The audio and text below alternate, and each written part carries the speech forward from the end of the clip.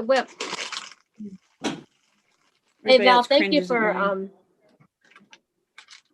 Val, well, happy birthday, by the way. Oh, thank you. Thank you. Thank you. After a while, let's not count them. I stopped celebrating them when I was 22. Wow. You know why? Because my birthday is January 2nd, and everybody was hungover all the time from New Year's Eve. So I said, "That's it. I'm not celebrating anymore. You guys suck." Oh, I shouldn't say that. You shouldn't. We're live now, Kathy. So just so everybody knows, we're live on YouTube. Oh boy. Hi, YouTube. A live, is that a live mic mistake there? Well, I wasn't referring to any of you guys. No, you weren't. This is when I was 22.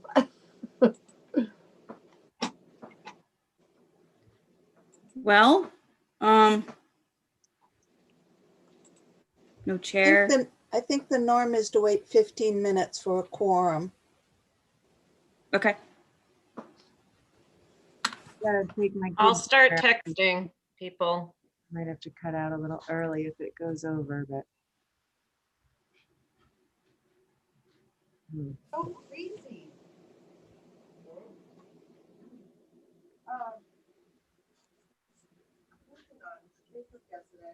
Some highway. Where was that? NCTV, are you there? Yep. Would you mind making me a co-host, please? You can see them growing and it doesn't look like they're slowing down. There's Steven. Yay. There you go. All set. And John. Thank you. Perfect.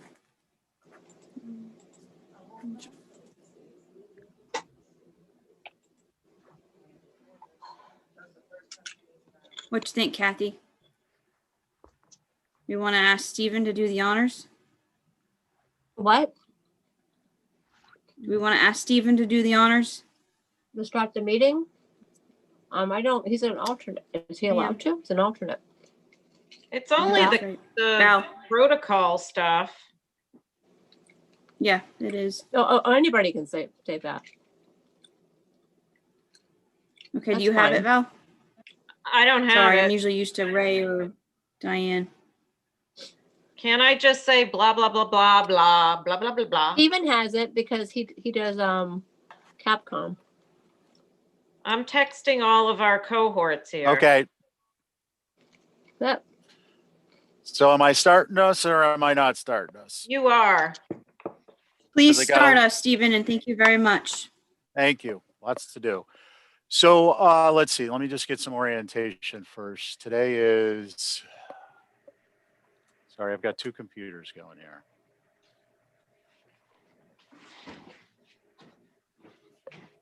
So good afternoon. Today is February 12th.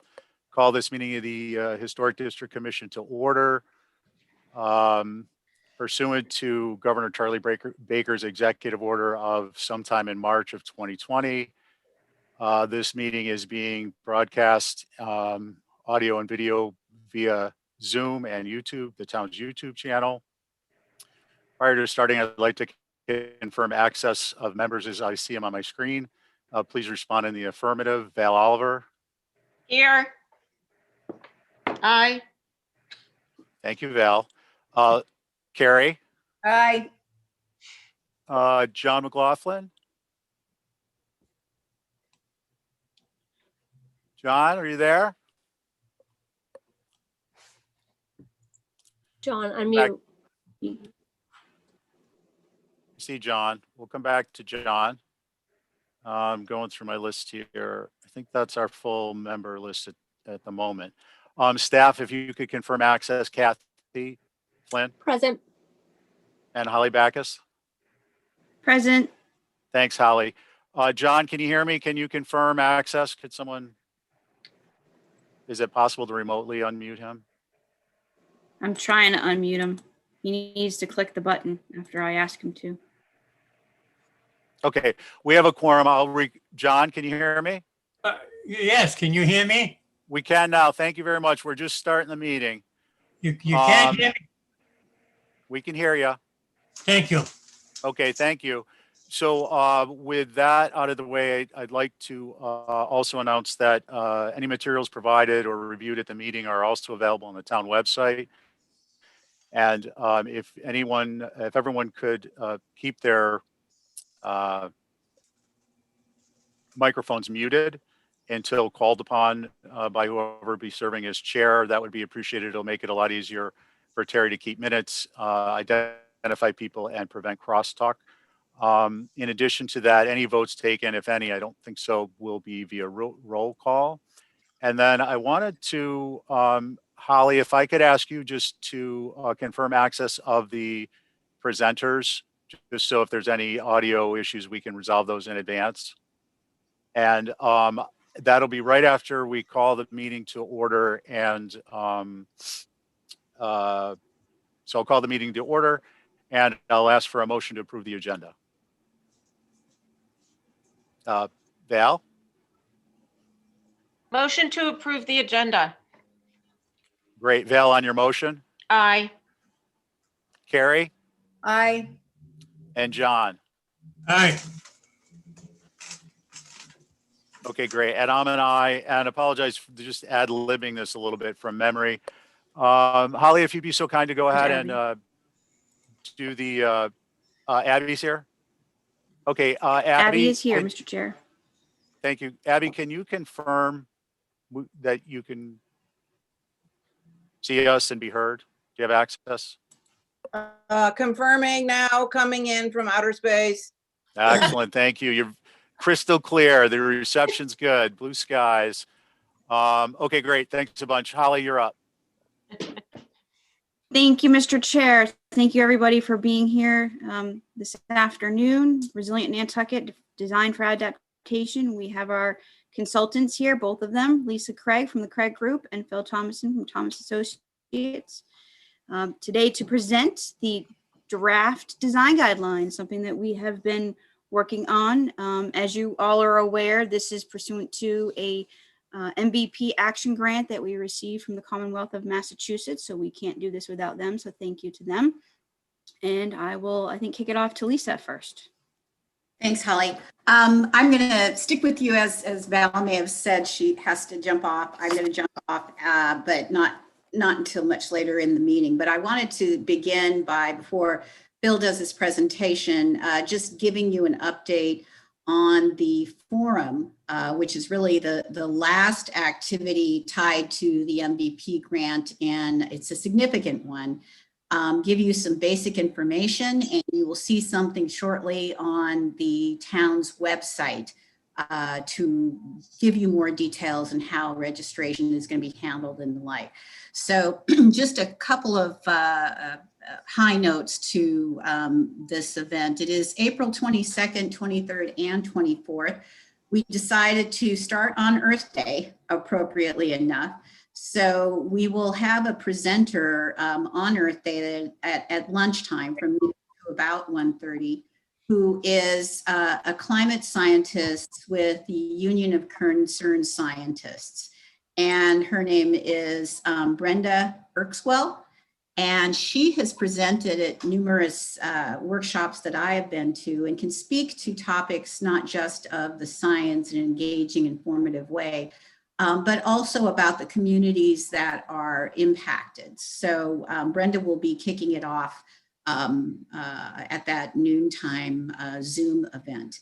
It will be, all of these are open to the public, and it's not just our Nantucket community, it is also basically nationwide, because we are very fortunate to have a number of speakers that have dealt with issues of climate change, sea level rise, erosion worldwide. So a few of those that I'll highlight that will be over the next 3 days, and I'll give you the schedule in a moment. Phil Dyke, who is a coast and marine advisor with the National Trust of United Kingdom. John Englander, an oceanographer and sea level rise expert, author of his most recent book, Moving to High Ground. We will be getting that book available to sell in the Nantucket bookstore. Dr. Sandra Fatorik, who is a professor in the Architecture and Built Environment program at the Center for Global Heritage and Development in the Netherlands. Marty Hilton will talk about the Envision Resilience Challenge that a couple of our sponsors are very much involved with, just to give an update on what is going on there. We'll be having Trevor Johnson speak on the Coastal Resilience Plan and its status at that point in time. We have a faculty member from North Carolina State University that specializes in parks, recreation, and tourism within their natural resources department. She'll be talking about the impacts of resilience, climate change, and adaptation strategies, particularly related to some major National Park Service sites. Phil will be presenting on the design guidelines. And Catherine Burgess is Vice President of Urban Resilience with the Urban Land Institute. She'll talk about the economics of real estate and development, again, tied directly to impacts of sea level rise and flooding. And then we have a number of other speakers who will be addressing issues on public policy. That will be the last forum of the day. So that's probably, the others are all confirmed. This is a little bit more fluid list, but it's some of the representatives I already mentioned who deal with policy issues, as well as Jim Lindbergh, who's a senior policy director at the National Trust for Historic Preservation. We're looking at some of our legislative members from the Commonwealth, as well as congressional members, which some of our sponsors, the Nantucket Preservation Trust and Preservation Massachusetts, are reaching out to. Again, some folks focusing on economics and policy. For example, Marika Bowman, who is the policy advisor for the Urban Land Institute's Boston office. So she'll be participating. So the 3 days are the 22nd, 23rd, and 24th. The 23rd will kick off with a keynote discussion and then a series of panels on the 23rd. And the 24th will begin in the morning, a 9 a.m. Plenary, and we'll conclude with the policy discussion by around 1:30 or so that night. So that's the kind of run of show at this point, and we'll fill you in on more details as soon as we get the information up on the town's website.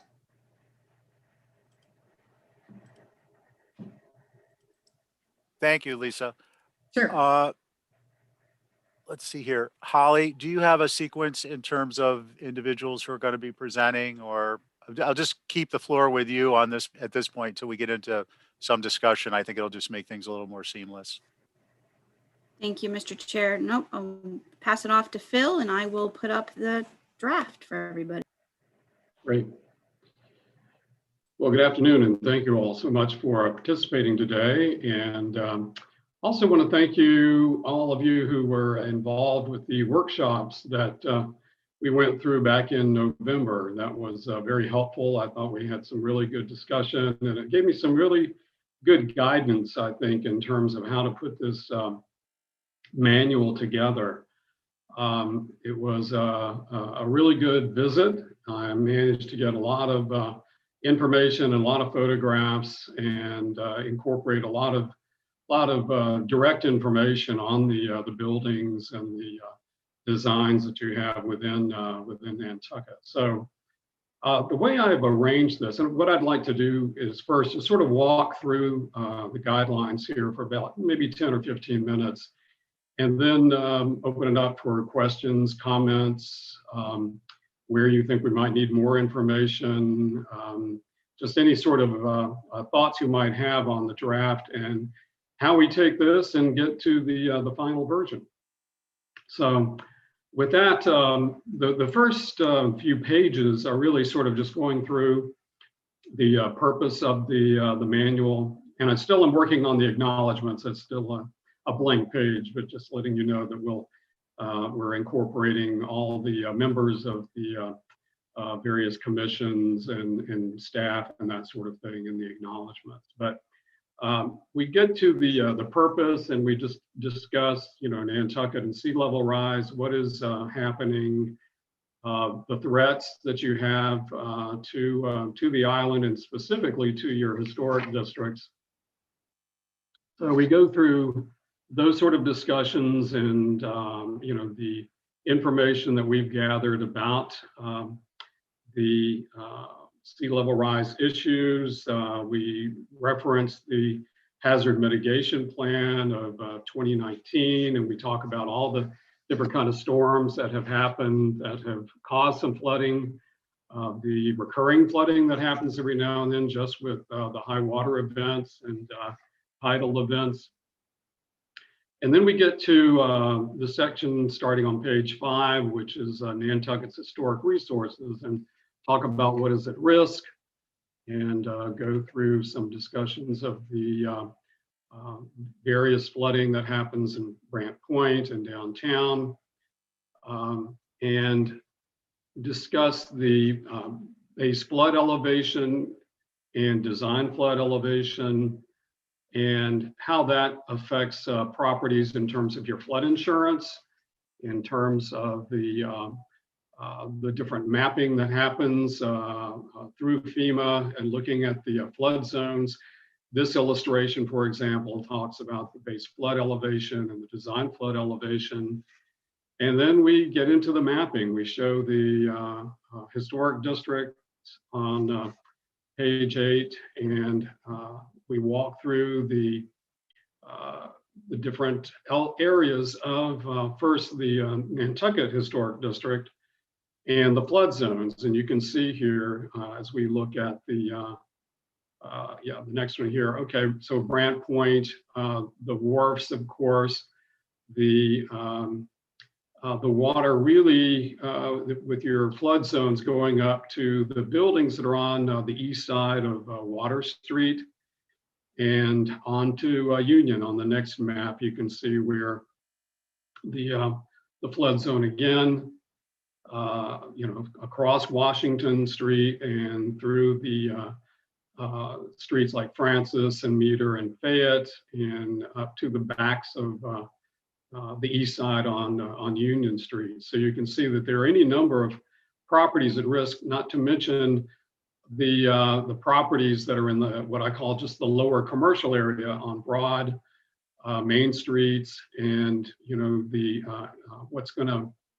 the possibilities of what's going to happen in those areas, but particularly the wharfs and the buildings that have been constructed there that are definitely at risk. So we go through the various maps showing the flood zones there, and then at Seaconset Historic District, and most of that district again is up on the bluff, but there is the area on Codfish Park Road, and I suspect that in the future that the flood maps are going to show more issues with the going all the way to Bank Street in the future, just because of where those properties are, all of those down below the bluff area. So then we just sort of discuss about the various flood resiliency programs that are there for our property owners, the National Flood Insurance Program, the Massachusetts Emergency Management Agency, just basically who the players are, who you deal with, what the floodplain regulations are for Nantucket's historic buildings. So yeah, if you can just go on to like page 16, where we discuss, what are the impacts and why are these buildings at risk? And so we look at, the location of these properties, the construction. Of course, these are all really well-built buildings. You've got a few of the older brick buildings that are in the flood zone, but these are not built with flood-proofing materials or techniques. So that's an issue. Age, and again, just the sea level rise, and how you have these properties at risk within those flood zones. So then we move on to talk about your design guidelines that you have now, building with Nantucket in mind.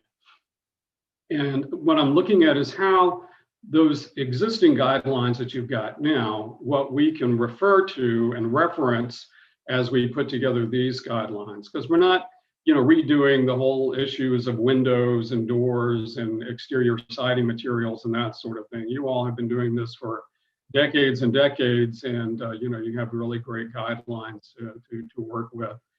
What we are looking at are, what is really going to be affected in a lot of these projects, and those are going to be the foundations, the lower sections of your buildings. On commercial buildings, it's going to be more along the lines of the storefronts and how do you protect the storefronts.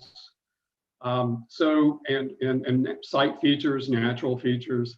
So we reference the existing guidelines just as much as we can. And, we reiterate the design goals that you've got in building with Nantucket in mind for the historic district, the town of Nantucket, as well as the other guidelines that you have for the island as a whole.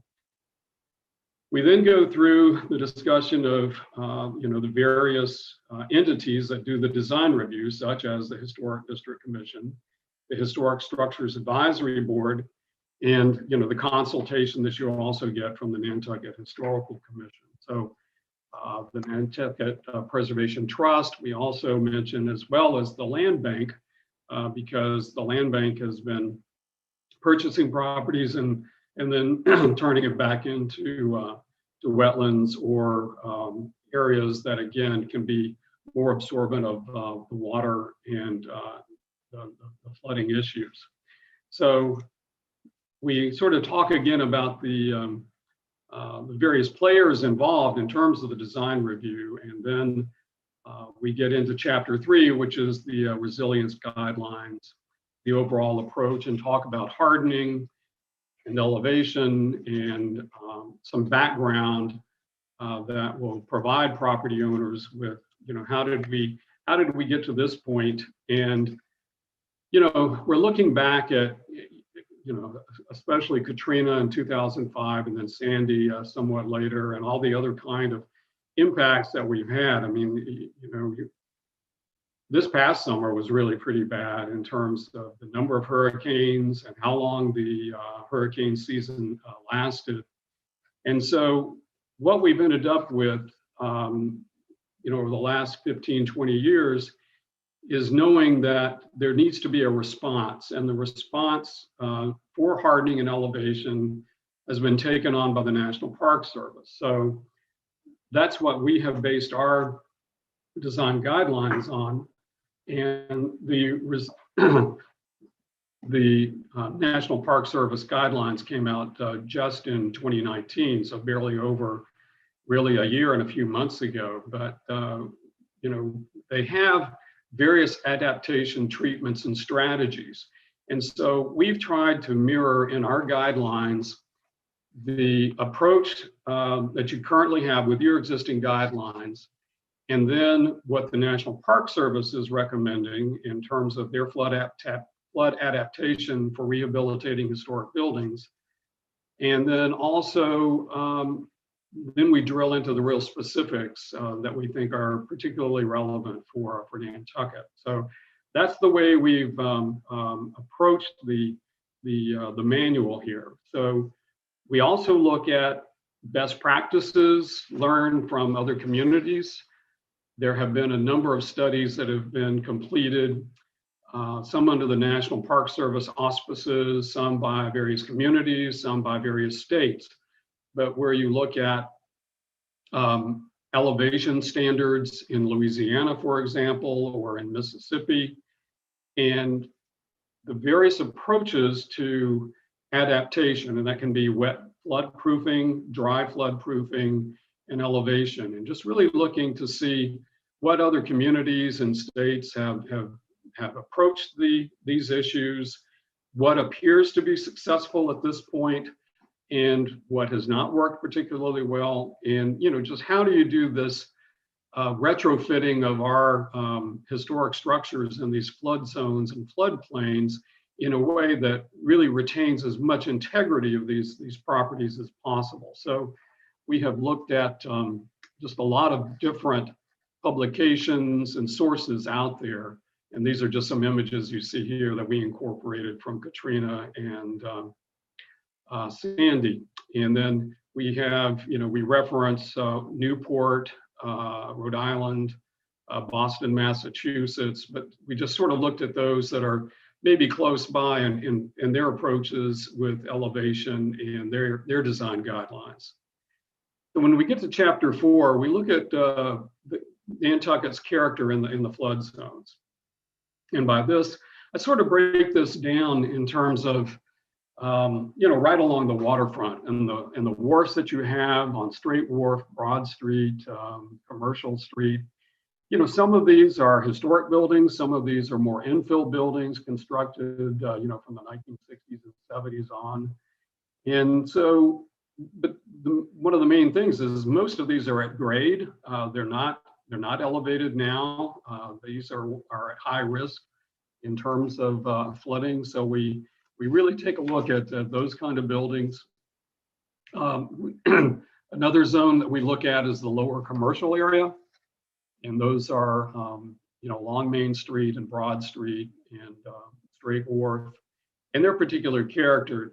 When you get into these buildings, you get more into the traditional storefronts. And these are storefronts that largely are, the display windows resting on the lower panels called bulkheads. And lots of times the bulkheads are of frame construction. Some are brick, but a lot of them are frame construction. And that raises some issues in terms of their flood proofing and their ability to withstand high water. And then we look at the residential areas from the waterfront, mainly just up to Union and Water Streets. And we look at that, these are just images again of the traditional storefronts that you see on the screen here. And then we get into the residential area from the waterfront to Union and Water Streets. And those buildings, a lot of them are pretty uniform in terms of the frame construction, stone foundations, brick foundations, and really do an analysis of, common stair designs, what your flood vents look like, typical materials. So we're really just trying to do an analysis in this area as well in terms of, overall what sort of building character, materials, and how they associate with the resiliency standards. So as you go through the next few slides, you'll see again just the various discussions of the foundations and the common sort of treatments like the vertical panels you see there that you find beneath porches and between porch piers and that sort of thing. And we also take a look at the historic district in Seaconset and the typical designs there. What are the most common stairs that you have in the flood zones? Just some examples that you have. We look at as we move into chapter 5, then we go into the various approaches in flood proofing. So the first one that we look at, and this is where we start moving into having the current guidelines that you work with and how they deal with these kind of issues, these kind of adaptation treatments. And then we incorporate the highlights of what the National Park Service recommends in their design guidelines that they came out with in 2019. So I then use this information to go into the recommendations for guidelines specifically for Nantucket. So these are images of just using the natural features as much as possible, using water absorption materials in terms of driveways, in terms of permeable pavement, and how that helps in terms of using the natural features for flood proofing. One of the things I do point out, you want to go to the next slide here, is the you've got a lot of really hard surfaces in your parking lots with very kind of minimal landscaping. So that's just something to think about in the future when there may be the discussion of repaving these parking areas. And there's a large one off Washington, and this is the one that's here on Salem, off Salem. But maybe consideration of permeable paving for these areas may be very helpful in terms of lowering some of the flood risks. So we go through that section, and then chapter 6 is building resilience. And this is just looking at strengthening your existing building, doing proper maintenance, making sure your drainage is up to date, look at the installing storm shutters or storm panels, ways to just harden your property without doing anything really too drastic. But a lot of this is just using strengthening your existing envelope and resisting flooding as much as, and wind damage too from those kind of events. These are just some examples of storm doors and storm windows that you've got in the historic district. And this is over at Seaconset in, the use of the storm panels and storm shutters. So I don't see a lot of shutters in your historic districts, and that may be something to discuss, whether or not those are, how appropriate those are.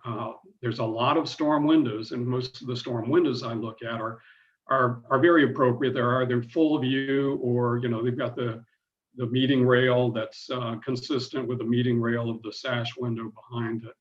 But allowing more storm shutters may be something to consider in the future.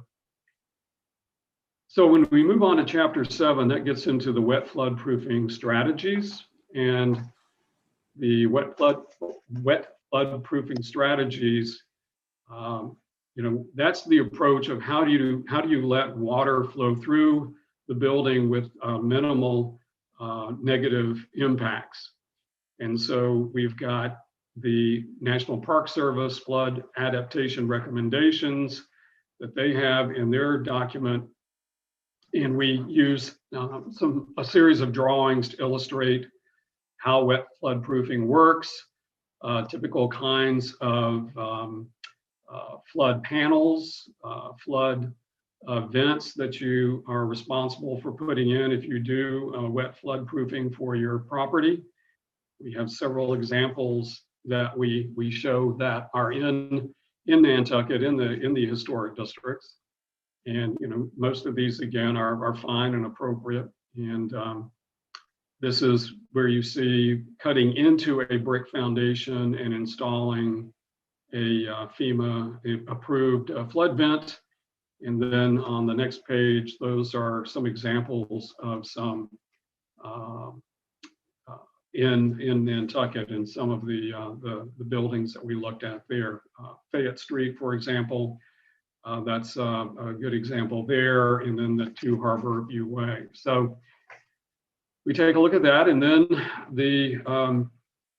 we also look at, as part of wet flood proofing, is to elevate your utilities, and we look at how that is recommended. And we have a larger section on elevating utilities a little later, but wanted to just touch base on this in terms of how this fits in with the wet flood proofing and requirements. Because if you have any utilities in your basement, you are then required, of course, if you go through this technique, to relocate these on an elevated platform outside or somewhere on the upper floors in your property. We also look at, as shown in this illustration, of just, or if you do keep the utilities in your basement, then you protect them with some sort of barrier, flood-proof barrier, like you see there. So couple of different approaches there. And then also we have the discussion of the flood resistant materials, where if you do allow the water to come in, that there's minimal damage because you have a retrofitted floor that is, tile or marine grade resistant wood, and you're able to just kind of clean up after the water comes in, and it doesn't do a great deal of permanent damage. So that's one of the approaches. And then we had a lot of discussion about the filling the basement. This is one of the approaches that the National Park Service recommends as a, just one of the possibilities. And I do understand that a lot of the basements that you've got in the flood zones and the dwellings are used as apartments or for rental during the summer season, that sort of thing. But at least wanted to just show that this is an option and something to consider. So we have, again, the adaptation guidelines from the National Park Service, and then the recommendations that we add as well. So after we go through the wet flood proofing strategies, we then move into Chapter 8, which is the dry flood proofing strategies. And dry flood proofing is really just how do you create enough barriers to keep the water out, as opposed to the wet flood proofing of allowing the water to enter and then recede.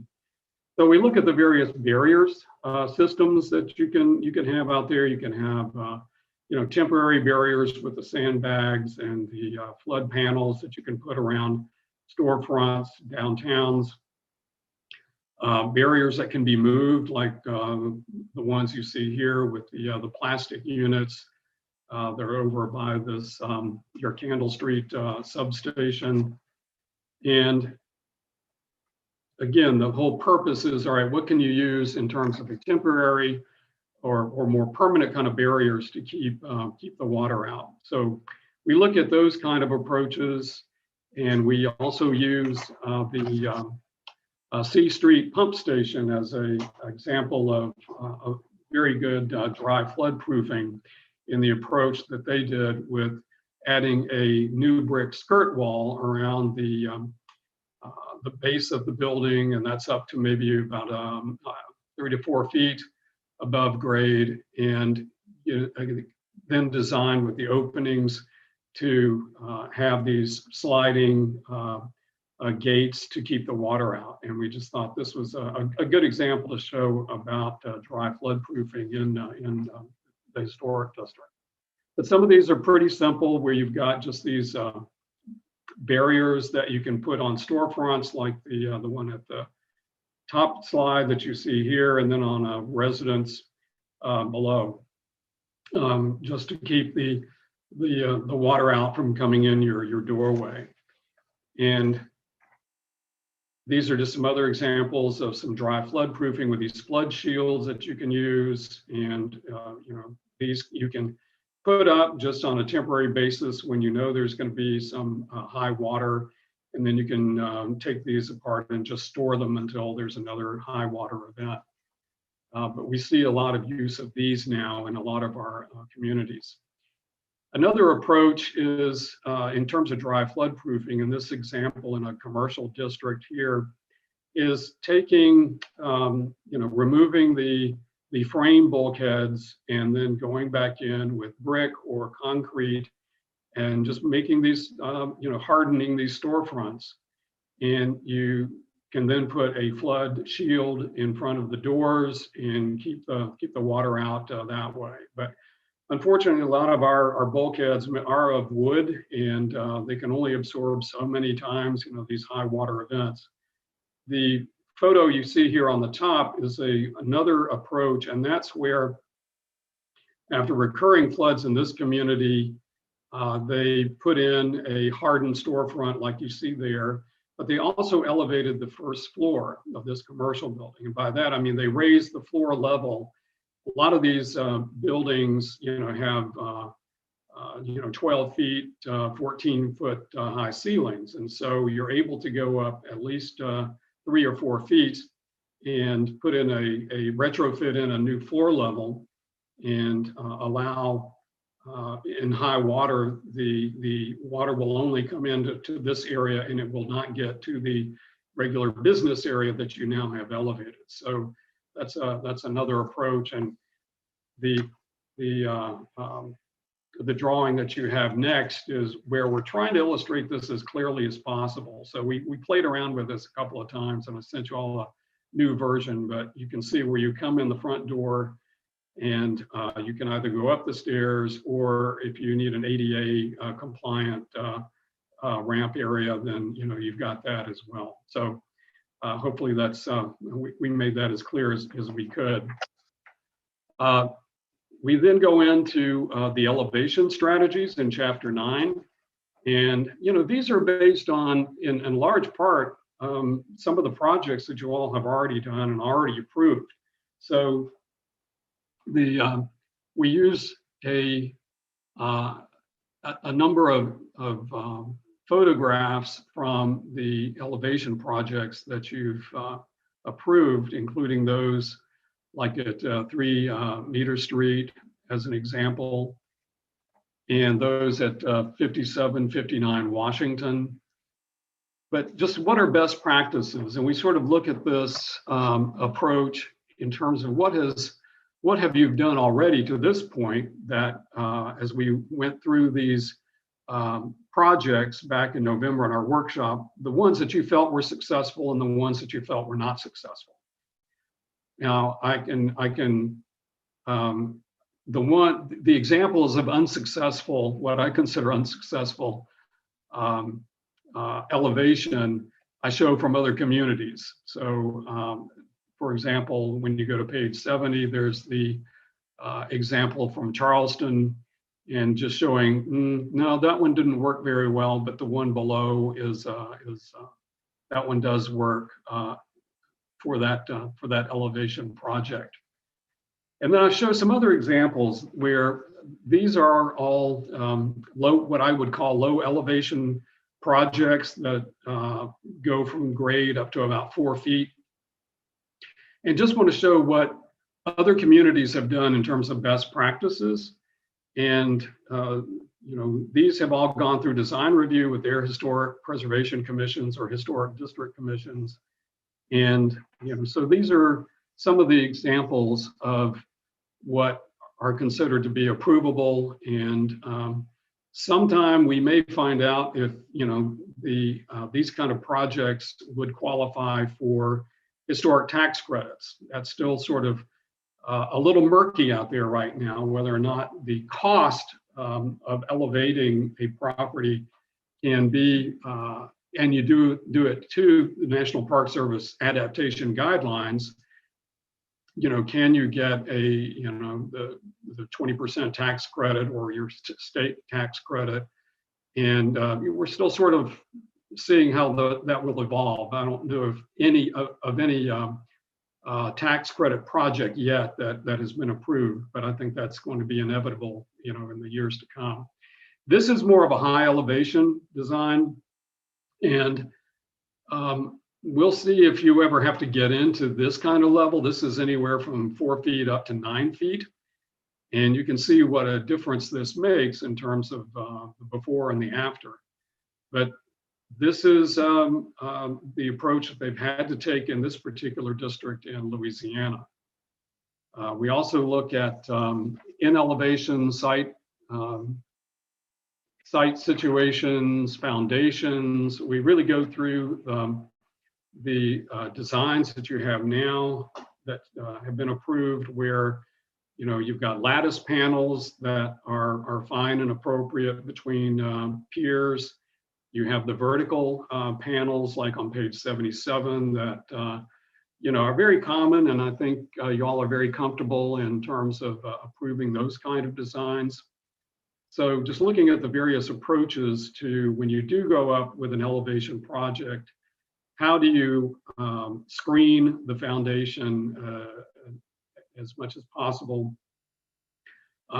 Rebuilding the stairs to be consistent with the existing stairs that you have. You've got very specific kind of design criteria for exterior stairs on primary facades. And so we discussed that. And we also get into the high elevation issues too, if that becomes necessary at some point in the future, with the screening between porch piers, the piers underneath the house. How do you handle the stairs when they have to be rebuilt and go up so high? What do you do with chimneys, and rebuilding chimneys and extending those, keeping those at their location, but extending them all the way down to the ground. On interior chimneys, just detaching from the ground, but leaving the chimney portion above the roof line. We also look at accessibility in terms of the need for, how do you, handle low elevation ADA compliance with ramps. But then when you get into some situations in elevation, you really have to use chair lifts. The chairlift here on Whalers Lane, I think, is really well done, and how they get people up onto the porch level.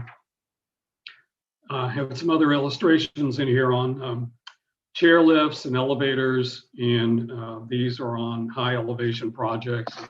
It's really screening these or keeping these at the rear elevations as much as possible. As I mentioned, the whole situation of utilities and how you elevate those and screen those on high elevation buildings.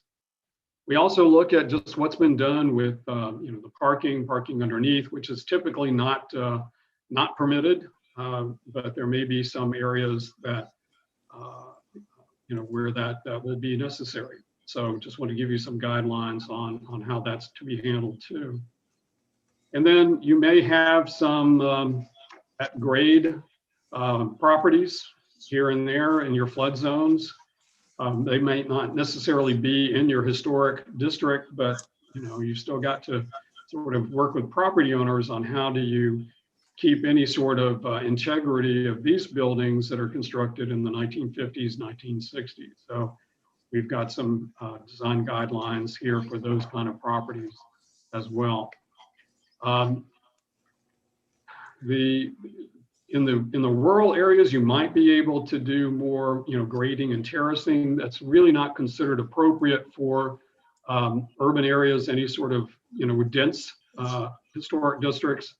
But where you can do these out, if there's historic properties on the island in rural areas, and you can do some berming or terracing, that certainly is an appropriate approach.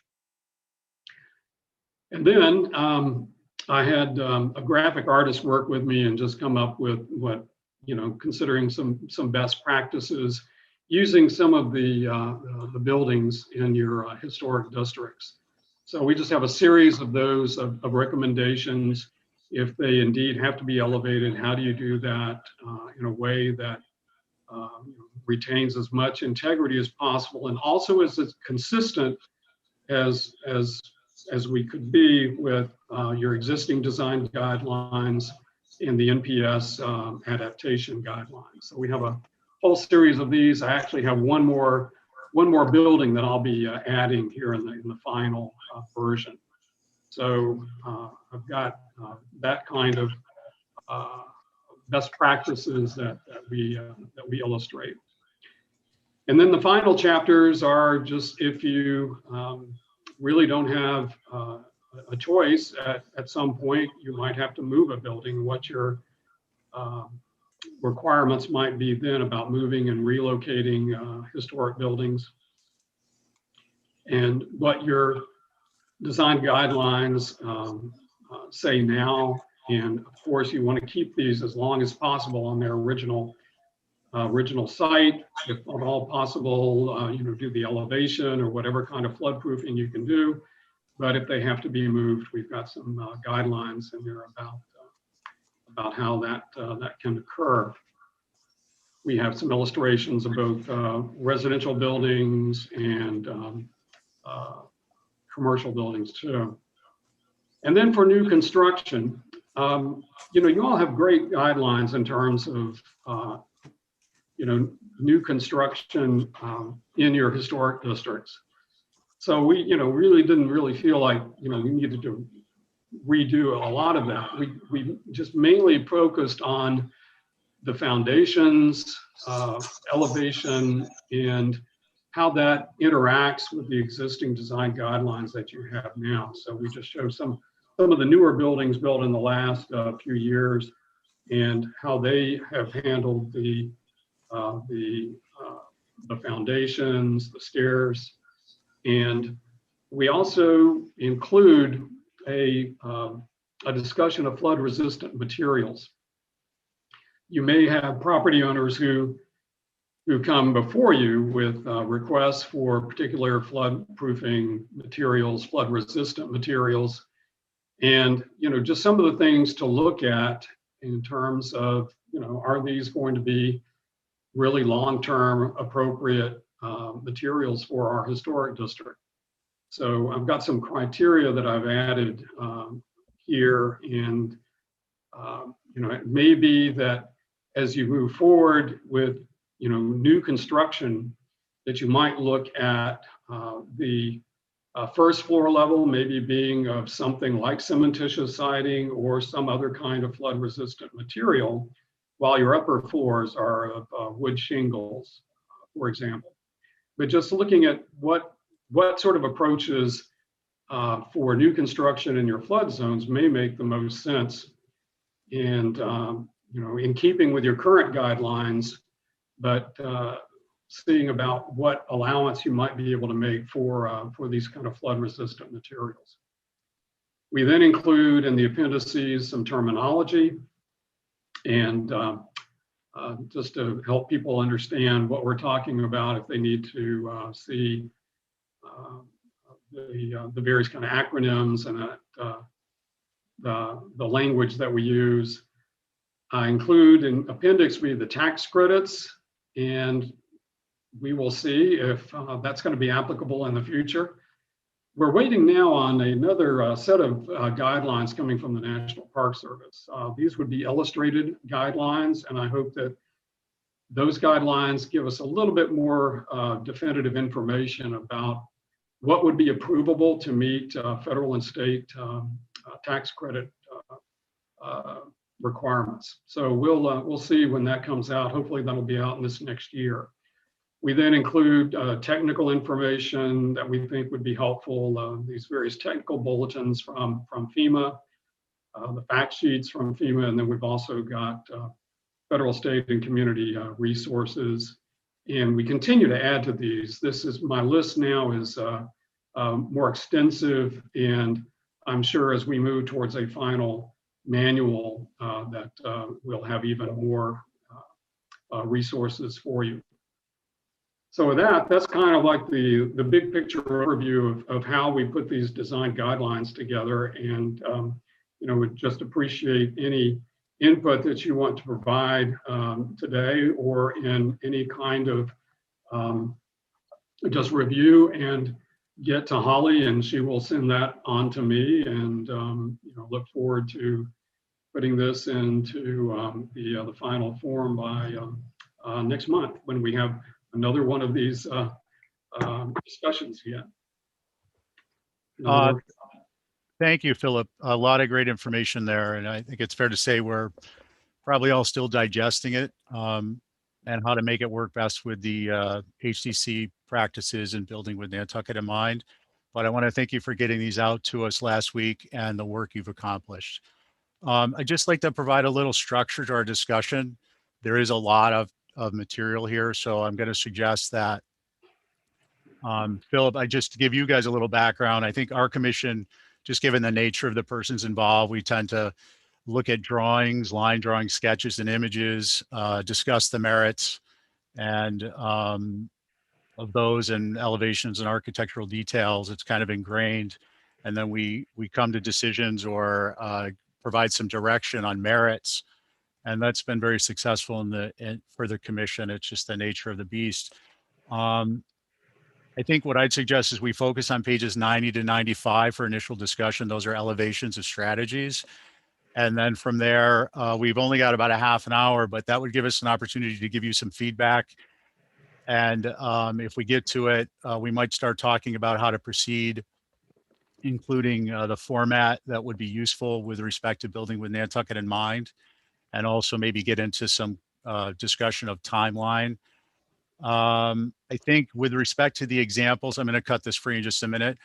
I think with respect to the examples, it would be nice if we could receive maybe 5 more that would be additional strategies or hybrids of these strategies for further review, kind of like a design charrette. And then near the end, I'll just follow up with a comment on a suggestion on how to kind of integrate this with building with Nantucket in mind. But with that, I'm trying to get a bigger screen going here so I can field questions. Val, you've got your mic off. Do you want to comment on anything? Again, I was hoping to stick with the illustrations so we could have some focused discussion, but it doesn't necessarily have to be that. Yeah, I printed those actually and wrote down my thoughts before the meeting. But I had a bigger global question, and that is, calling this building with Nantucket in mind makes me think it's the HDC guidelines. And is this supposed to be integrated as part of our guidelines? Or is it an addendum to? I'm a little confused about that. Is this just, is this information just going to be in our book, or it's on a bigger scale? That's my first question. Mr. Chair, I can address that. Yeah, Holly? So this is to actually be an addendum to building with Nantucket in mind. I know we have a lot of addendums, and I know at some point you're going to codify and revise things as necessary for building with Nantucket in mind, but that's what it was envisioned. This is to go and be, it's as Philip has presented, it's to go along with building with Nantucket in mind, follows the National Park Service recommendations that you have been following, and then the new National Park Service guidelines that they came out in 2019. So this is definitely an addendum onto building with Nantucket in mind. Okay. Thanks, Holly. Hillary, I just want to acknowledge, I see your hand up. Thank you. But I'm going to try and hit the members first and then come back to you unless it's topical to the question Val just had. Sorry, it's just, Stephen, that I actually can't stay. I have to go pick up my son from school, so I'm going to have to drop out of the meeting. I'd love if you can. Well, go ahead. We'll give you a couple minutes. I just want to leave maybe a couple comments for the consideration of the group from my reactions. So I think just for the benefit of the consultants, whatever actually goes into the guidelines will be buildable. So it just makes me concerned about statements like, parking is not desirable, but in some instances might be okay, because everyone will want to, anyone who wants to spend the money to, do make these changes to their house. I'm just concerned they're going to say, great, we can have parking under our house. And it's going to be really hard for the commission to battle that. So I just have, I guess, a pretty high bar for anything in these images that seems like I don't want to see a lot of that, tackling that at this point. And my other question is, a lot of the elevation along a similar vein is going to be appealing because people can enhance their views and, overcome their neighbors and things like that. And not everybody will want to do that, but it might become an issue. And do the commissioners really want to take a stand on vastly preferring whenever possible to insist on wet or dry flood proofing over elevation and really approach elevation as some kind of exception? I have some concern that a lot of these pictures in here have come from looking around at what's been built. And I think what's been built has been really driven by the owners, because this is now the process where the HDC gets to decide what they want. And so I'm a little concerned about making that precedent. And those are my comments that I hope could be considered by the commission. Thank you, Hillary. I think they're well received, and I'm certainly hopeful that, this is our first pop at these, that there will be broader discussion, including how they're what's integrated and how it's integrated into building with Nantucket in mind. But it's a good, strong start, and I think the context you provided is relevant. So thank you for that. I have a oh, question regarding that, Steve. I'm sorry, who's that? It's Carrie, sorry. Oh, hey, Carrie. I just have a question, in terms of even having a choice in certain zones. I think FEMA requires a certain floodplain elevation, depending on where you are. So in terms of having a choice as to whether you stay low and build barrier foundations in the existing height of the building, or if you have to go up. So some of that's not by choice anyways.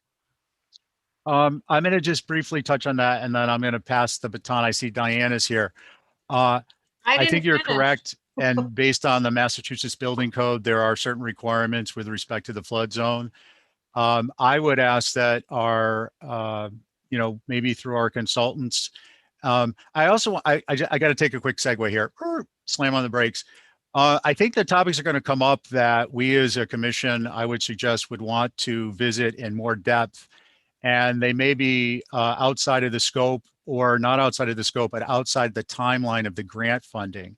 And this may be something that we would be pursuing with the town through Plus, of course, our planning director, to determine whether some supplemental funding could be had so that we could, I would hate for this to be timeline driven versus quality of product driven.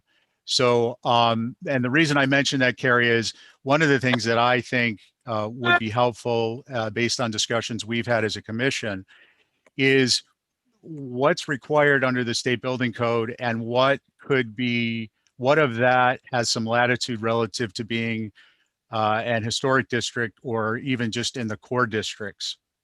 Right. And not to say that we're going to formulate a policy based upon one or the other, but so we know what tools are in our toolbox.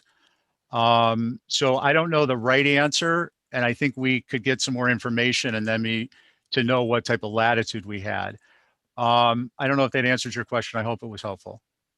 Yeah, it does. It's just, I think individually, building by building, but also coming up, because I'm thinking about the historic downtown. You can't raise all those buildings, and that's just, I think that's impossible. But I love that the bulkhead idea that the presenter showed us on the commercial buildings. And there's sort of lots of ways to go about it. So I don't know. This is just so much to absorb. My brain is like, my brain is going. Yeah, I think that's where I am too. It's a lot of information, and I think I appreciate having it all. I think there's some areas we can strengthen the information gathering, and then we could help. But again, I think the timeline extends past the grant, so that might be some area to explore. Diane, I'm going to just pass this to you now that you're here. Okay. And Val has been waiting patiently. I just want to let you know. Okay. You can keep on running. And Abby. If I can talk for a minute, I would just like to say one thing, which may not be anything that we're considering at the moment, and the importance of what you brought up is not rushing through as it gets down to the last minutes with all this to consider. But the other thing that I just don't understand, and I haven't seen it in any respect or anything else, is how the people who own these houses pay for what they're asking. There doesn't seem to be any relief. It costs $100,000 to raise a house. I think we have to be very careful what we're asking for and not making it impossible for people to do, because what happens to them if they can't? They can't. If they can't, what do they move? Or or what do you do? I think it's very scary. People look at it, they ask me on the thing, because I've been following this, and they say, well, I can't do this. How do I do this? Or picking up a house and moving it. We don't have we don't have any space left to move a historic house from Main Street to somewhere else. I think these things have to be looked at. If that's what they're proposing, then what they're proposing has to be backed up by being available. Otherwise, we have to talk about it more. I don't know. That's what I think. I think it's important. Diane, can I just quickly respond to that before we go to Val? Yeah. Okay, because I'm not an attorney, but as they say, I slept in a Holiday Inn last night. The town doesn't, we at the HDC, I'm 99.9% certain, don't have authority to mandate changes to an existing structure unless it's subject to an application in front of us. So, and this is stuff you're probably thinking about. I understand the concern you're registering, but I would hate for people to think that the purpose of this meeting and these guidelines is to make people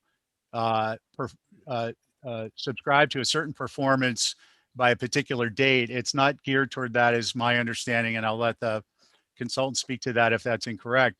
But it's about, these are guidelines, guidance to you as a property owner, that if you do make changes, these are the aesthetic, historically appropriate changes that are suggested. And here also are resources, including perhaps whether there's federal tax incentives for these types of things. So I just wanted to give that some brackets because I think it's important. Well, I think there will be a timeline at some time. It's not going to sit around here for 10 years. I just want to make sure that we know what all is involved, that we as HTC can be involved in, and we as people who live here, because I think the two of them really go together. And, Hear, hear. so we know the ramifications, good word, ramifications of what we do and vote on, and what we allow the FEMA and the rest of them to say, this is what you have to do. So Yeah. I think it's a whole very complex problem, don't you think? I agree. And that's why I think if we can extend out, not their deadline or their performance on the particular project that they're under grant authority for, but some of these broader topics, I think it would be beneficial to the community. Lisa, did you want to speak on just the regulatory? Yeah. And then I got to get to Val because she's been waiting. And Absolutely. She's gonna I know Val's gotta go. I have a couple of thoughts relative to that, and Phil can certainly chime in as well. I think the point is well made about the affordability of doing some of this, but we also have to remember that sometimes, to my chagrin, historic properties have the opportunity for exemption from meeting the substantial improvement test for basically FEMA flood resilience. The point being is, if you're doing 50% or more value of improvements to your building, not the entire site, but the building, you are normally required to meet the FEMA standard for floodproofing, i.e. elevation above the base flood elevation plus freeboard. So there is no minimum if you are a non-historic building, or if you're a non-contributing building in the historic district. But if you are contributing, Holly, you can correct me, it's my understanding you are exempt from meeting that requirement. That doesn't mean, though, your flood insurance isn't going to realize a significant increase. And to Diane's point about the increase, frankly, if you're trying to create a more reasonable flood insurance payment annually, you have to go ahead and raise it to that freeboard, or that base flood elevation identified by FEMA plus the town's freeboard. The challenge ends up being, and that's why you have design guidelines, how do you do that elevation in a way that is sympathetic, as much so as it can be, to the environment that it's in, to the building itself, and retain as much of the historic character. And back to Diane's question about financial, that's why, at least with income producing property, that could be done using a historic tax credit. But again, that's working very closely with the state Historic Preservation Office. So that's one incentive.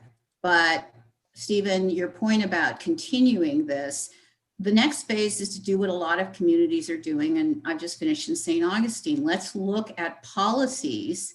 What policy changes do we need to put in place locally? What incentives can we create? Sometimes financial, sometimes not.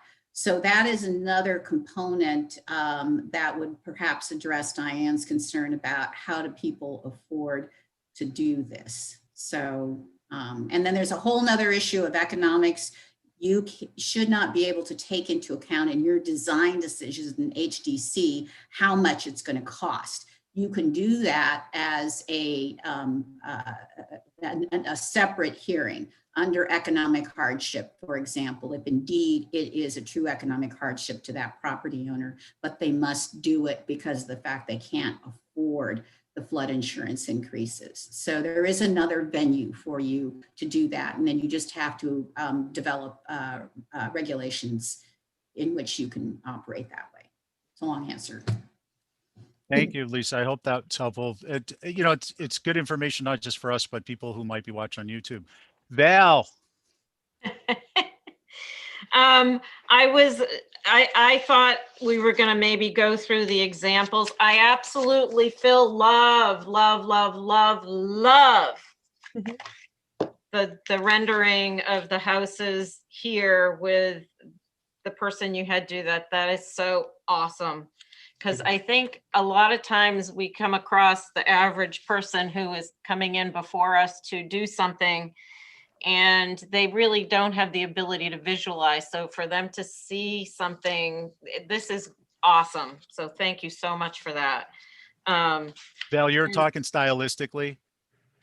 I just think it just reads perfectly clearly. Now, there are things about each one that I would want to discuss, but I could send that in a separate email to you because we just don't have time, but I really, really appreciate that.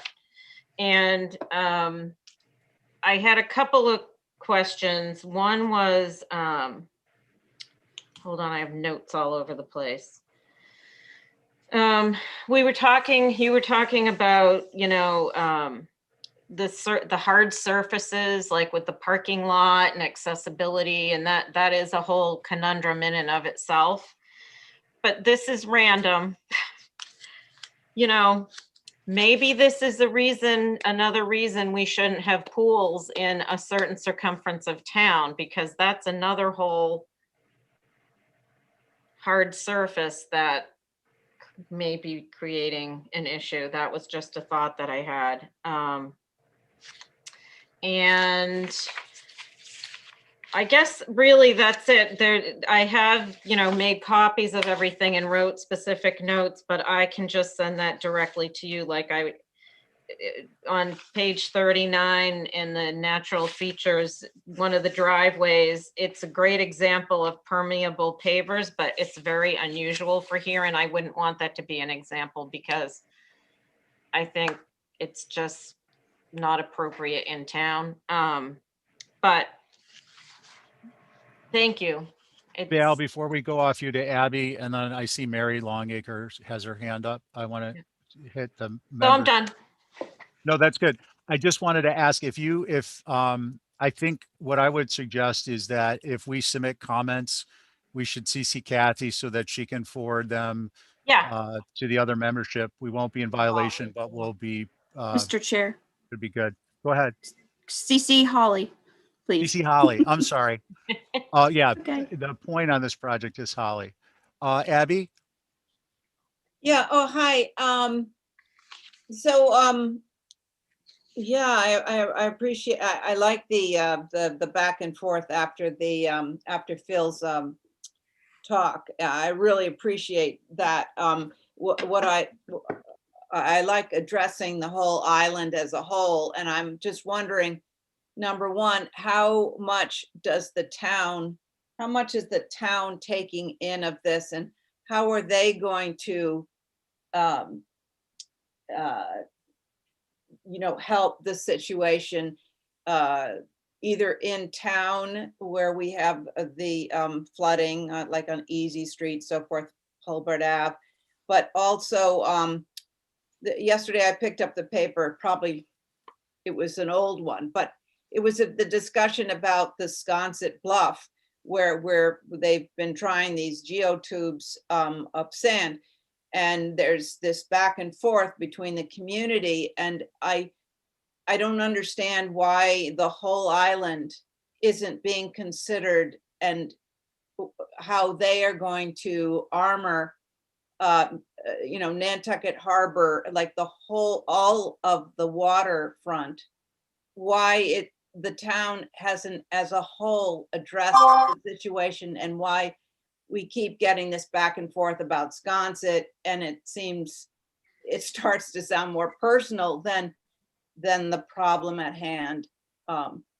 And I just wonder, I guess my question is, how much is the town considering all this important information? Where are they on this, and are we setting aside money for like some of the things that like Diane and Hillary had brought up about how to help people out? So I'm not sure if that's a question to Holly, she's closest to the town, but Mr. Chair, I could address some of that. So, Abby, this is exactly why I am very happy that the Craig Group is actually part of our coastal resiliency planning process, to bring in the fact that our design guidance is going to be integrated into our overall resiliency planning efforts. So this is not going to go unnoticed. This is not going to be just put on a shelf and that's it.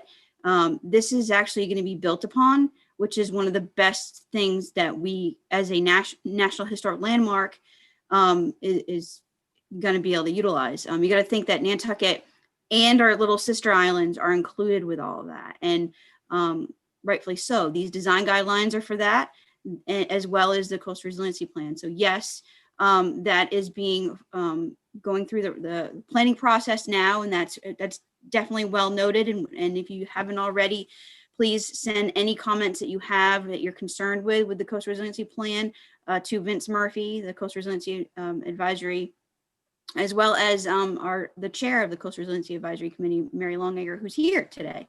Thank you, Mary. And on that note, the town has put funding sources available for that. Now, there are also other grant avenues that we could go through for MVP, additional things if we do see that that's something necessary.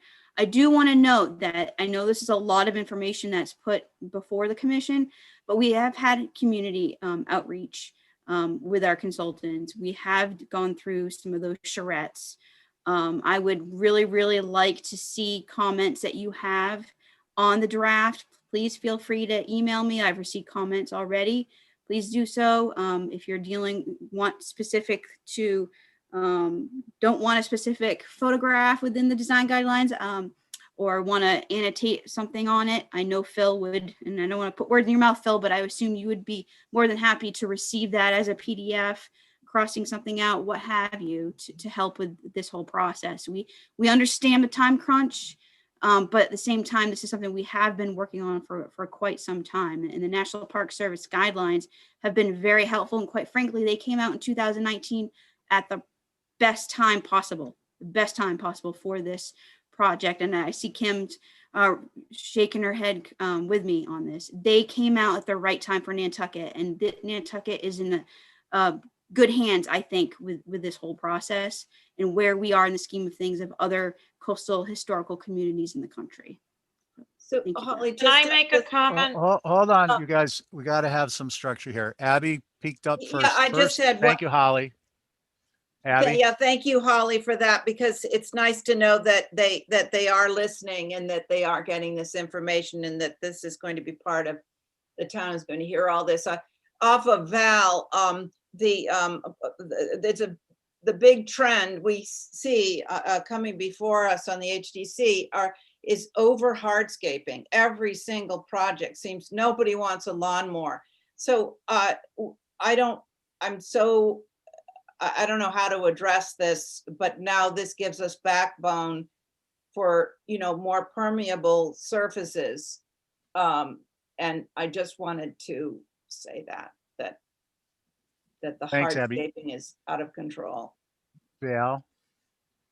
Thank you. And then Mary. Just a real quick comment. I appreciate that this has been in the process, but if this is going to be under our auspices, I feel like we need to have a little more time to digest it. I mean, I have been trying to read the whole thing in 1 week, but don't you think we should discuss it as a board?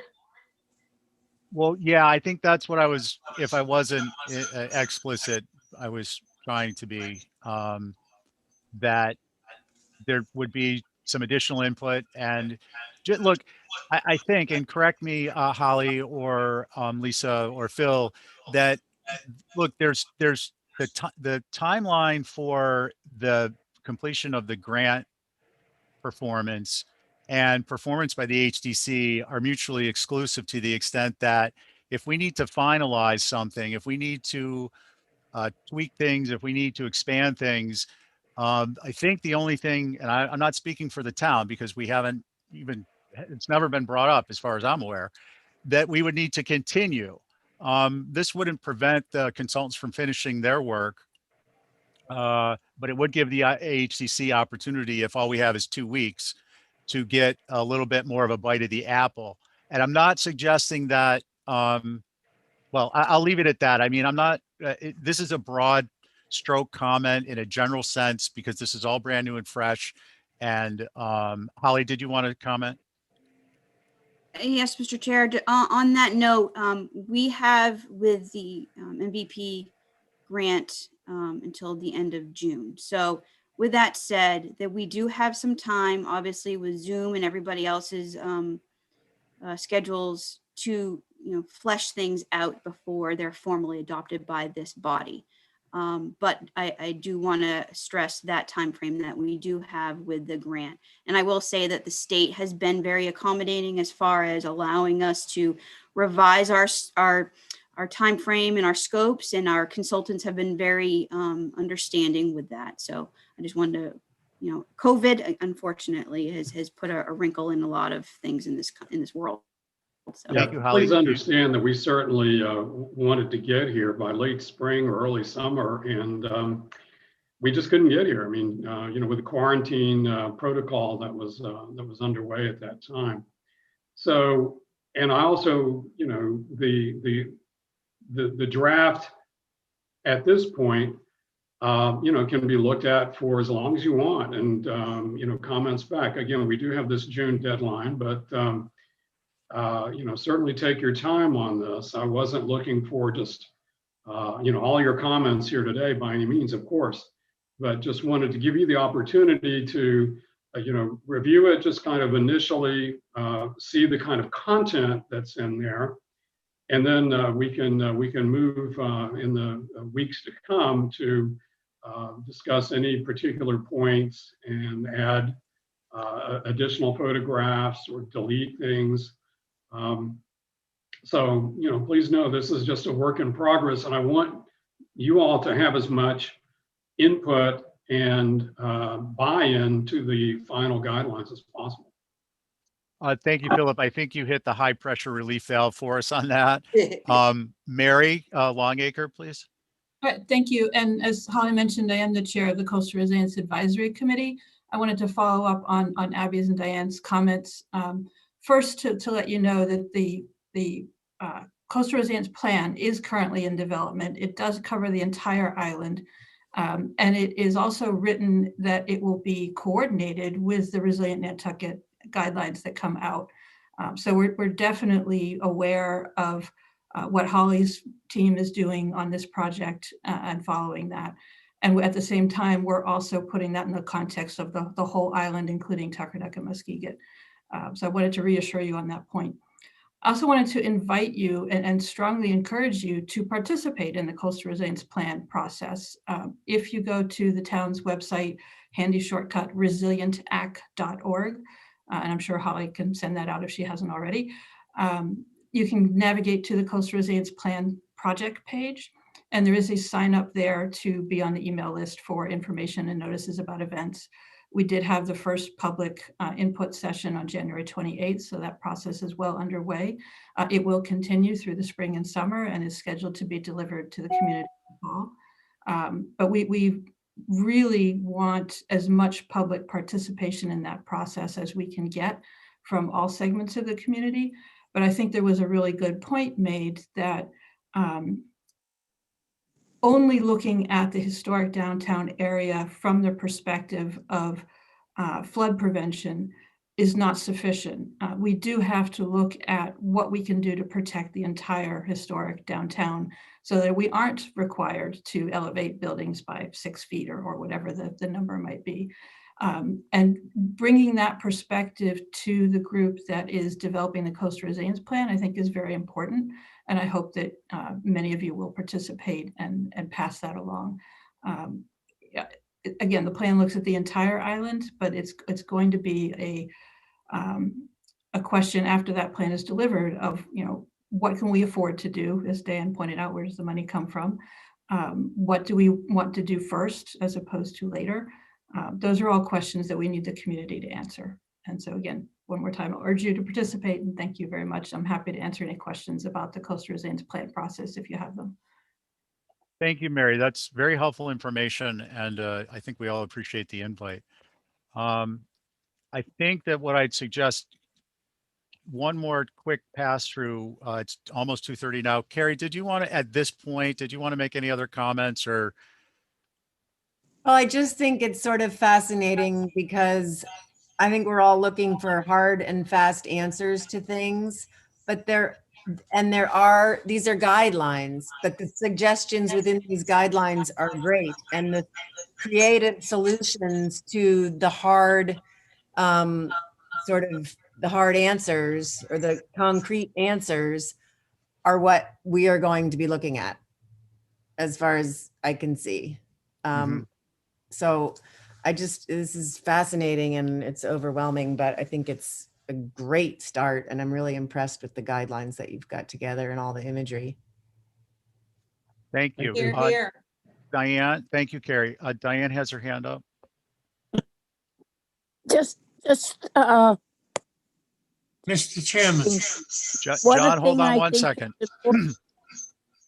One thing that I think is important, what we learned here today and the other meetings, is we should keep in mind when we're sitting reviewing applications because of what's coming up and what somebody's asking for. I think that was mentioned by Val earlier, and I think it's very true. It's going to put a great deal of responsibility on us so that we lead them down this road in a good manner. The other thing I was going to say to Mary Longacre was that, I don't know, a month ago, I filled out a survey for this resilience and they asked my opinion and all this stuff. I never saw any results from that one, but it had good questions and I had strong answers, but I just hope that was included. I hope everybody that's interested was on it and filled it out. That's all. Thank you for today. It's overwhelming and we have to do a good job to keep the island together. Thank you, Diane. That's helpful. Mary, did you want to? If I can, Kim? question point about of the order. Oh, I'm sorry, Mary. You know what? John, I just see the very top of your head and I kind of forget you're there. So I'm going to ask Mr. McLaughlin to please chime in. Yes, but I had some comments to make and it's getting close to 2:30. So apparently I just feel I was left out. Well, John, I apologize. Go ahead, please. That don't mean anything. I've got over 50 years here and I couldn't get any respect. That's what bothers me right now. John, you didn't raise your hand. I didn't know you wanted to speak. I can just see the top of your head, literally. After 50 years, I don't want to speak. I've been No. doing it. Sorry, I just feel a little tender about it happening. It bothers me greatly. Thank you. John, I'd like to hear your comments, please. He's not going to. He's mad. John, are you going to comment?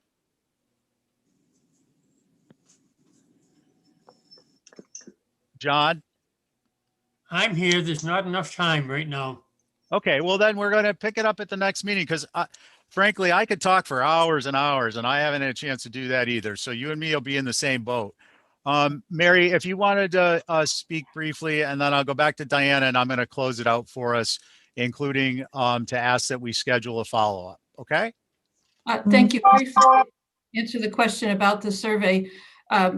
It is a bit overwhelming, but there are multiple organizations addressing the issues of coastal resilience right now. So Remain Nantucket produced a survey under their Envision Resilience Nantucket Challenge, if I've got those words right.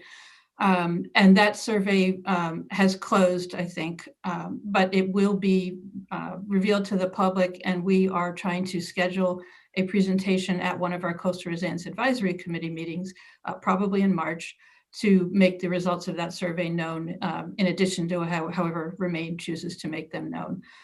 If I can add, we do have an app that's just been released that can be downloaded onto an iPhone or a Google device to support the Coastal Resilience Plan, and there will be surveys for the Coastal Resilience Plan pushed out through that app and possibly other channels. So again, that should be something that will be available on the town's website soon. It literally just came out, so that the site may not be updated yet. But the survey results that Diane referred to are definitely coming. Thank you. Thank you. Okay, I don't see any other hands up. Noting hands up that John, I will have to show you how to do that on Zoom, so we know that you want to speak. What I'd like to suggest is, as opposed to my trying to cram 15 minutes of comments into a negative 3-minute period, is, and I think there's certainly an appetite for some further discussion, and I think it would really help round out even just a general sense of what's next. So maybe it'll be a little bit of a free for all, but we can begin to give it structure with Ray back, and also some direction on how to tie this into building with Nantucket in mind, perhaps utilizing the structure that exists there. Some specific examples of additional illustrations that might be helpful for us, so on and so forth. So just while you're here, I guess, and Holly, as the point on this, is there any likelihood, as opposed to waiting until later, I don't want to create artificial deadlines, we know we have till June, but is there any chance that we could be doing something like an early March meeting? Because it sounds like there's still some foundational materials to work out, not a lot, but a little bit, that I think could really help our consultants. And then we could kind of go from there. Does that seem reasonable to you, and also practical? We do have one scheduled for March 12th, so a month from today. That was to actually go over the final, but obviously if we need to have more time, we can definitely do that. I think the biggest thing is going to be on everybody, the commission's time frame, Phil's time frame, but we can work with something. If I have interest, I will do my best to get NCTV and town admin to give us another time slot so we can work on these specific details that you're talking about. Okay, that's helpful. We have interest. That's helpful information. Diane, thank you. So as opposed to polling each member, I'll just ask, is there anyone opposed to meeting again on this topic? No. So, okay, good. So yeah, I would ask, let's please do that. Thank everyone for their input. I think we all realize that this is a topic with far-reaching effects. It needs thoughtful consideration, and I think we all appreciate the fact that our consultants, through Holly's effort and the grant, are putting together the foundation for that. I think we can help to fortify that foundation, and I hope we can do that and come up with some good solutions, or at least some guidelines on solutions, because I think Carrie made a great point that this isn't going to be black and white. It's going to be guidelines, and let's just set up the guardrails for the foundation now. I know I'm mixing my metaphors. Diane, did you want to, or John, would you like to make a motion to adjourn? Yes, I make a motion to adjourn. Thank you. On your motion, John. John, on your motion. I'm in favor of the motion. Thank you. Val, Aye. Carrie, Aye. Abby, Aye. Diane, I. and I am certainly not going to dissent. Thank you, everybody. Thank you all very Thank much. I you. appreciate your Thank you. participation. Thank you, care. Phil. Phil, I'll try and reach out to you through Holly. Sounds great. Thank you. Take care.